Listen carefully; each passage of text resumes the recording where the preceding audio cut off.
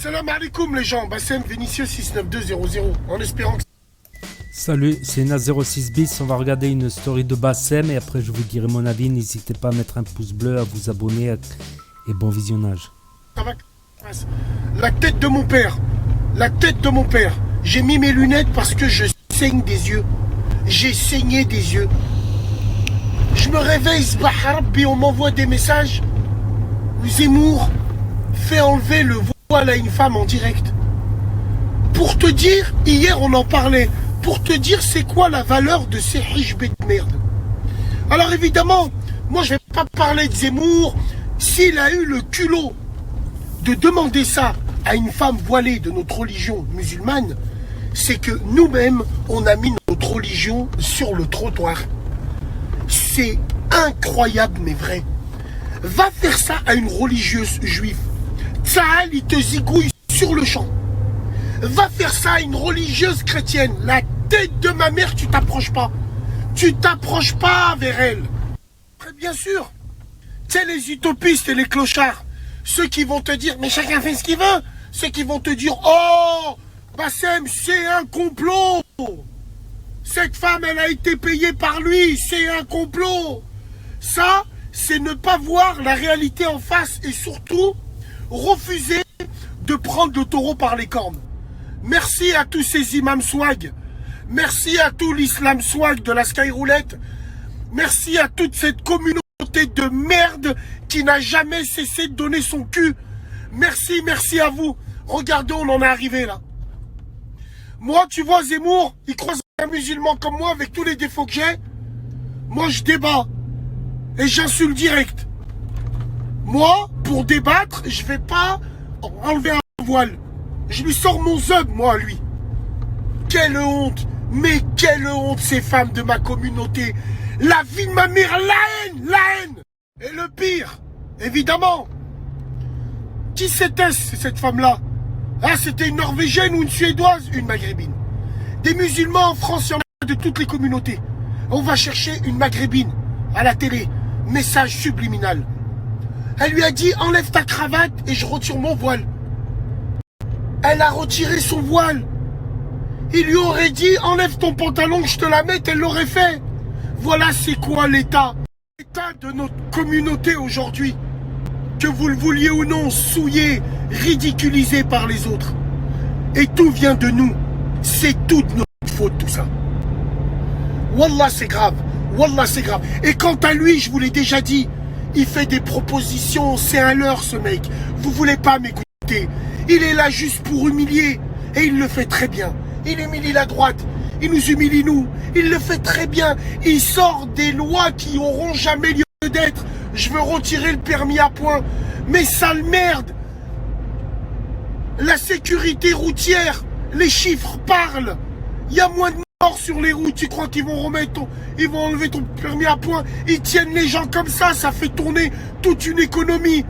Utopiste qu'il est. Mais là, la tête de ma mère, c'est parti loin. Moi, j'ai pas la mort contre lui. Lui, ce qu'il a fait, ça m'étonne même pas. Et c'était prévisible. C'est notre communauté. C'est incroyable, mais vrai. Et qu'est-ce que tu veux faire? Tu veux faire quoi? Tu veux faire quoi? Tu veux réagir avec qui?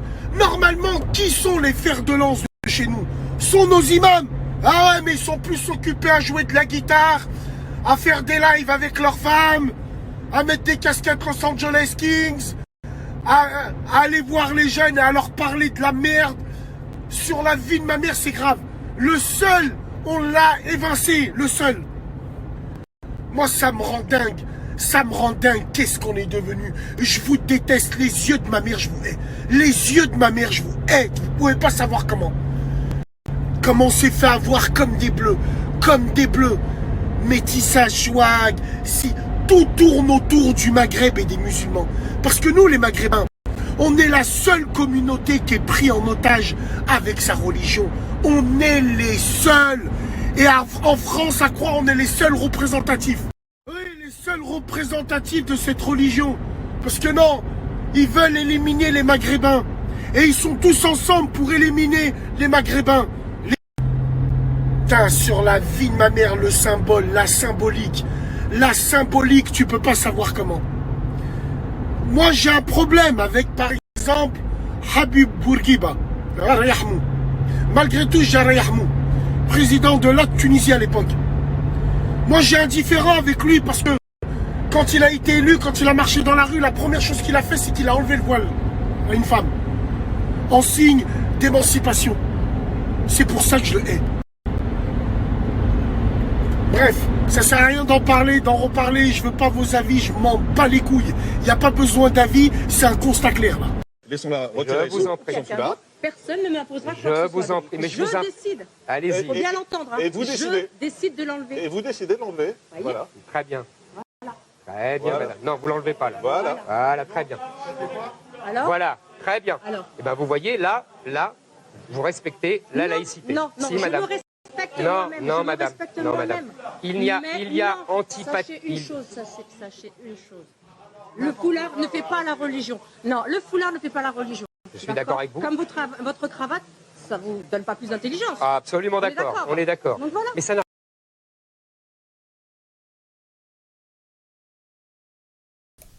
Ah, c'est grave d'en arriver là. Par rapport à Zemmour, mais moi je l'ai toujours dit. J'en ai même parlé dans une autre de mes vidéos sur Nas Actu. Par rapport à l'extrême droite, je sais plus laquelle, mais j'avais réagi, j'avais dit l'extrême droite, des fois, ils veulent se dédiaboliser. Des fois, tu peux être d'accord sur certains points avec eux, mais toujours se méfier. Toujours se méfier. Et là, Bassem, il a réagi pour la première fois contre Zemmour. Voilà, pour la première fois, il a réagi contre Zemmour. Après, c'est dommage qu'on n'arrive pas à faire de lobby en France. Certes, les musulmans de France ne sont pas très puissants économiquement pour faire des lobbies. Il faudrait qu'il y ait des grands patrons derrière. Voilà. Pas pour dicter nos lois, mais pour défendre les droits. Pour défendre les droits de tout le monde. Et qu'il n'y ait pas de mauvaise interprétation sur la laïcité. Voilà, qu'on reprenne vraiment la vraie laïcité, pas la laïcité anti-musulmane, ou la laïcité anti-chrétienne ou anti-religion. Et c'est un peu de notre faute, on n'arrive pas à se mobiliser. Imagine-toi que tous les Maghrébins de France, et les Turcs de France, et les Tchétchènes de France, et les Albanais de France, et les autres, les Libanais de France, etc. Mais déjà entre nous, entre Maghrébins, on est divisés. Alors j'ai entendu un truc, c'est nouveau ça j'avais jamais entendu ça. Ah là c'est une mosquée de Marocains, là c'est une mosquée d'Algériens, là c'est une mosquée de Tunisiens, mais tant on fait la différence carrément. Ça c'est du jamais vu ça. C'est incroyable. C'est de manière, tant que les Maghrébins resteront divisés dans leur guéguerre, c'est les guéguerres entre Maghrébins. Vu que les Maghrébins, ils s'insultent entre eux, ben, c'est une porte ouverte. C'est devenu... insulter les Maghrébins, les Maghrébines, c'est devenu quelque chose de banal. Vu que eux-mêmes, ils s'insultent entre eux. Et ben alors, tout le monde s'y met. Tout le monde s'y met. Puis finalement, si tu regardes bien les origines de Zemmour, il est quoi? Il est algérien. D'origine algérienne berbère. Son nom déjà, Zemmour, ça veut dire l'olive en berbère déjà. Alors, même chez les berbères marocains, c'est en berbère marocain, ça veut dire olive. C'est pas zitoun, c'est Zemmour, c'est en berbère.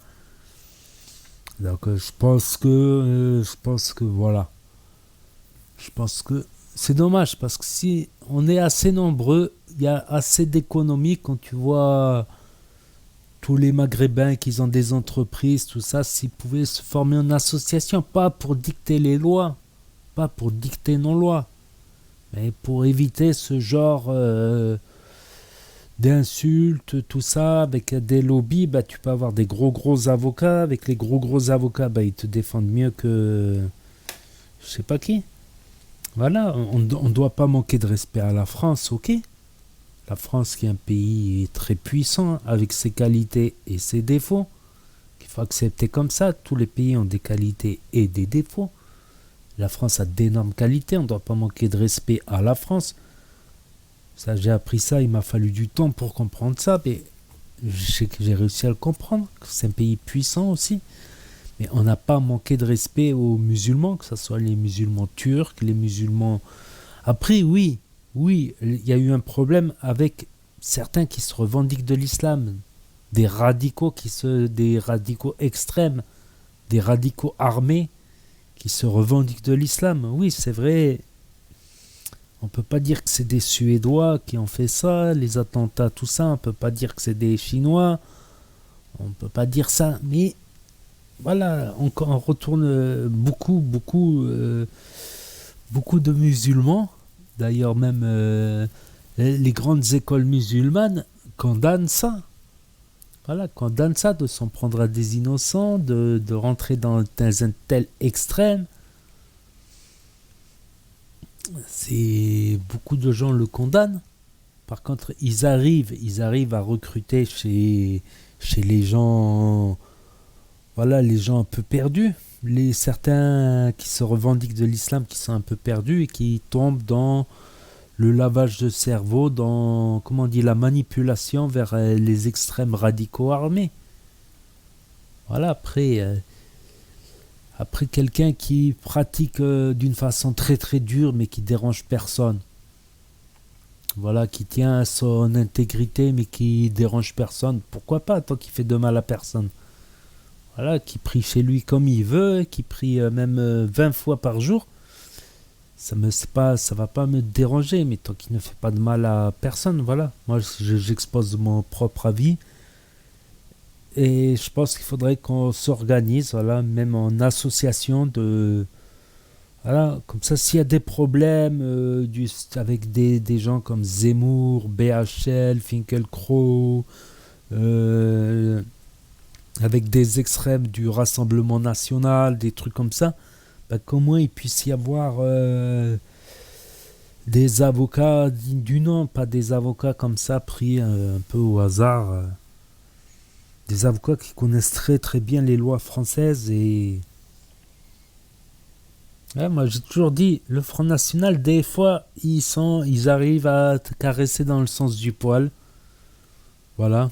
Mais il faut toujours s'en méfier, comme de la peste, de tous les extrêmes. De toute manière, c'est les extrêmes qui nourrissent les extrêmes.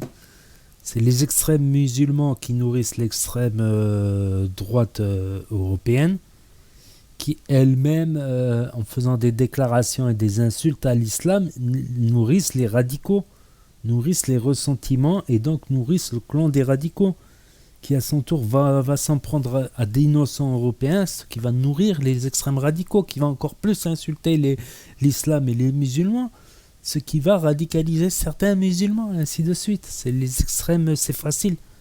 Par contre, la modération, la construction, la vraie politique, ça c'est difficile. Le populisme, c'est facile. La démagogie, j'arrive plus à parler moi. Les démagogues, la démagogie, c'est facile. C'est tu dis ce que certaines personnes veulent entendre. Tu sais qu'il y a certaines personnes qui veulent entendre ça. Ils sont nombreux. Tu as un peu de médiatisation, tu as un peu de visibilité. Tu vas leur dire ce qu'ils veulent entendre. C'est facile, la démagogie. Ça n'a jamais été un plan politique, ça n'a jamais été un plan économique, ça n'a jamais été un plan diplomatique. C'est la modération, le travail, la construction, c'est beaucoup plus difficile. Bon, je vais arrêter là, sinon la vidéo elle va durer des heures. N'hésitez pas à me dire ce que vous en pensez dans les commentaires, à mettre un pouce bleu, à vous abonner, à cliquer sur la cloche et je vous dis à la prochaine.